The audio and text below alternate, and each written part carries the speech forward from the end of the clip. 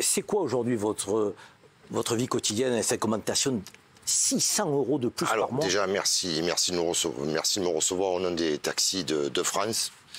Et je suis venu ici avec, je pense que, en fait, c'est plus que pour les taxis de France, c'est pour les routiers, les ambulanciers, avec les auto-écoles, les infirmières. On a parlé avec M. Toiti tout à l'heure, le discours que vous tenez, je vous respecte.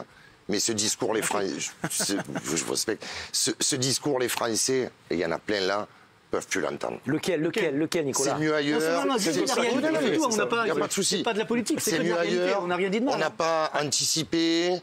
On est tributaire d'eux.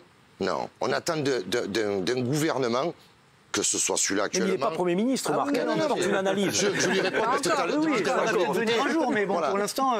Les gens qui travaillent tous les jours, qui font les courses, qui font leur carburant, ils attendent qu'à un moment donné, leur gouvernement baisse les taxes. Il est là, Donc là, aujourd'hui, pour moi, c'est 600, depuis janvier, c'est 600 € de plus par mois de carburant. J'ai des collègues taxis, c'est 400 € parce qu'ils travaillent un tout petit peu moins. Ça va jusqu'à 1000 € pour des chauffeurs de taxi qui viennent d'acheter, travaillent beaucoup, font des 16 heures par jour. Je ne vous compte pas les ambulances, je ne vous compte pas les routiers qui n'en peuvent plus là. Ils ne peuvent plus reporter les marges, ils n'en peuvent plus. Les cars. Nicolas, concrètement, quand on est taxi à son compte aujourd'hui, on peut mettre la clé sous la porte? Pas encore, mais quand on entend qu'en septembre, il sera peut-être à 3 ou 3,50, même là aujourd'hui, c'est inquiétant pour certains. Donc à un moment donné, moi je sais pas s'il y a une caméra, mais... Qu'est-ce que vous attendez du gouvernement? De toute façon, on est en France, une aide conjoncturelle qui joue sur les taxes. On n'attend pas le chèque de 100 € qu'il y a eu il n'y a pas longtemps. Ça, c'est un os. Vous pouvez pas passer à l'électrique? Oui, mais comment, je m'attendais à cette question. Le problème, c'est qu'une voiture, on ne la change pas comme une casserole à la maison. Marc Toiti, toute chose égale par ailleurs par rapport au choc pétrolier, toute chose égale par ailleurs, de 73 et 79, pour situer la crise actuelle. C'est complètement différent. Mais parce je sais, non mais... À l'époque, non mais justement, je réponds à la question, on était beaucoup plus dépendants, je ne parle pas évidemment que de la voiture, au sens large. Notre dépendance de notre économie, si vous voulez, par rapport au pétrole, a été divisée par 2,5 par rapport à 73, donc c'est différent. Par contre, là, ce qui est plus douloureux, c'est que ça concerne toutes les matières premières, pas que le pétrole. Et le drame, c'est qu'il y a effectivement aujourd'hui des pénuries. Ça veut dire, vous avez par exemple dans le secteur automobile, vous avez des constructeurs qui effectivement ont les voitures prêtes, mais il manque des pièces. Composants. Et on a effectivement tous les cours de l'aluminium, du nickel qui ont explosé complètement. Et le marché de l'occasion a explosé d'ailleurs. Exactement. Donc c'est ça qui effectivement est particulièrement dangereux.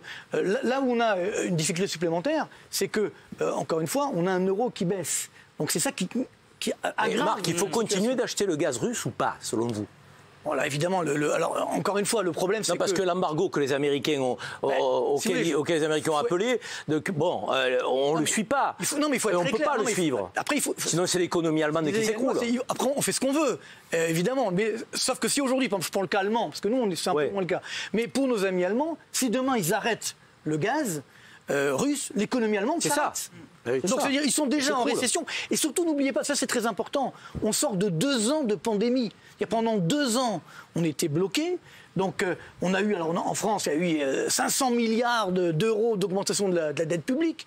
Et donc c'est ça le drame. Je l'ai dit à Bruno Le Maire pendant la crise, je dis faites attention, vous dépensez trop, il faut garder les cartouches pour la prochaine crise. Et malheureusement, la crise, généralement, ça arrive tous les 10 ans. Là, ça arrivait 2 mois après, si vous voulez. Alors là, c'est là qu'est la difficulté. Là, on n'est pas d'accord. On sort de 2 ans de pandémie.